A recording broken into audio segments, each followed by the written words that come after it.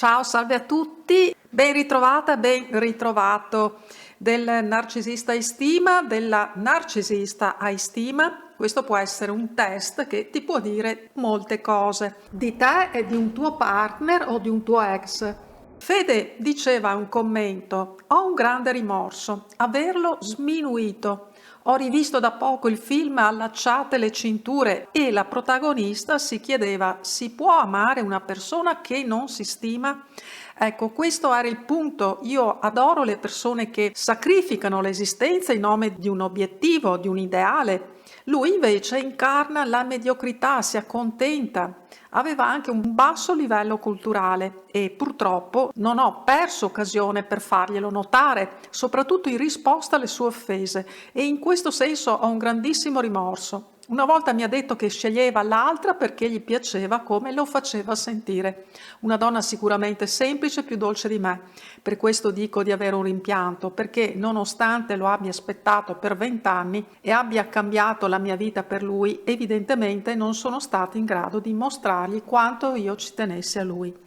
Il fatto che lo sminuissi lo mandava in bestia anche quando lo facevo in risposta alle sue offese pesantissime, solo che lui non riusciva a offendermi perché era evidente che quelle offese non le pensasse nemmeno lui, io lo offendevo con la verità. E rivolgo a lei la domanda: si può amare una persona che non si stima? L'amore può essere viscerale, irrazionale fino a questo punto? È una bella domanda quella di Fede. Intanto Fede, non è il caso di provare rimorso. Se lo hai amato glielo avrai sicuramente dimostrato in qualche modo, e se hai persino cambiato vita per lui, insomma qualcosa mi pare che tu abbia fatto per lui, e altrimenti chiediti se lo hai veramente amato. Da quello che racconti però traspare il fatto che insomma tu abbia fatto abbastanza da parte tua. Comprensibile pensare che a certe provocazioni a volte si risponda con qualche cattiveria. Se anche lui ti amava, lo avrebbe compreso sicuramente che lo amavi.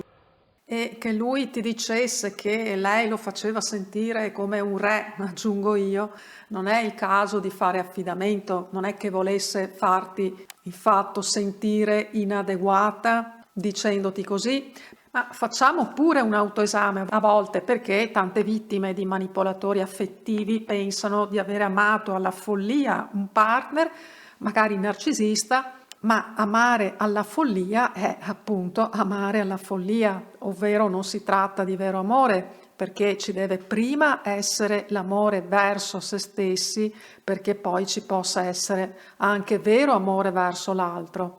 Ma come dicevo anche nella risposta che ho anticipato a Fede, facile che se hai avuto a che fare con un narcisista manipolatore, comunque con un manipolatore, lui ti abbia indotto a provare questo stato d'animo di inadeguatezza, appunto, sensi di colpa, dubbi di avere fatto abbastanza per lui. E per rispondere quindi alla domanda: si può amare chi non si stima?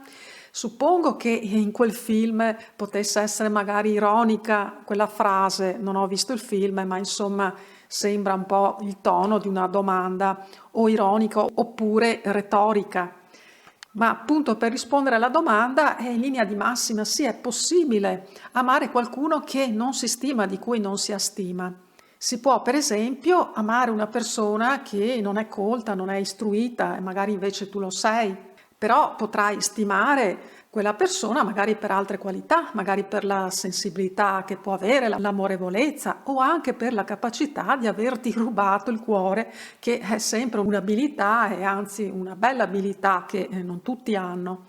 Certo è che quando si ama qualcuno si intravede una bellezza in quella persona, bellezza in senso lato, bellezza interiore se non esteriore o anche esteriore, altrimenti non si amerebbe, sarebbe un po' difficile amare qualcuno che ti crea un senso di avversione.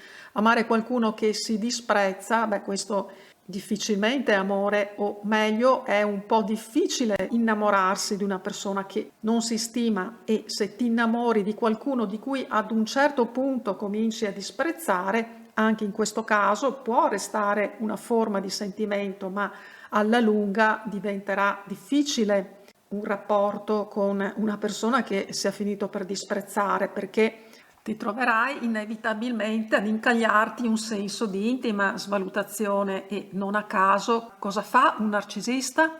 Prima ti eleva basando la sua infatuazione, che chiaramente parliamo appunto di infatuazione e non di innamoramento, nel caso di un narcisista patologico, che quindi prima ti eleva appunto basando la sua infatuazione sull'innalzarti e poi cosa fa? Ti scarta in funzione della sua successiva svalutazione di te. Ed anche per questo l'amore non può mai basarsi su un totale innalzamento e idealizzazione di un partner, di un potenziale partner, né di conseguenza ne può seguire un totale diniego e svalutazione, perché ci si innamora e si ama qualcuno sulla base di una valutazione e percezione realistiche dell'altro, del potenziale partner. Quindi, per riprendere le parole di Fede, può un amore essere viscerale e irrazionale? Beh, ogni amore contiene qualcosa di viscerale e irrazionale, non contiene e non può contenere però qualcosa che alla fine porti a non amare ed avere cura di te stessa, di te stesso, di noi stessi. Puoi fare certamente una sorta di test per stabilire sia quanto fondato sia il rapporto che hai con un partner o hai avuto e quanto possa essere funzionale e durare nel tempo. Ad esempio, poniti la domanda: senti di amare il tuo partner al di là di tutto ed obiettivamente, secondo anche una valutazione dello stesso che non ti crea disagio e non vada contro di te, della cura di te e l'amore di te stessa, di te stesso? Ti abbraccio forte e sempre felice di averti tra noi e di leggerti. Ti abbraccio forte e a presto. Ciao, ciao, ciao.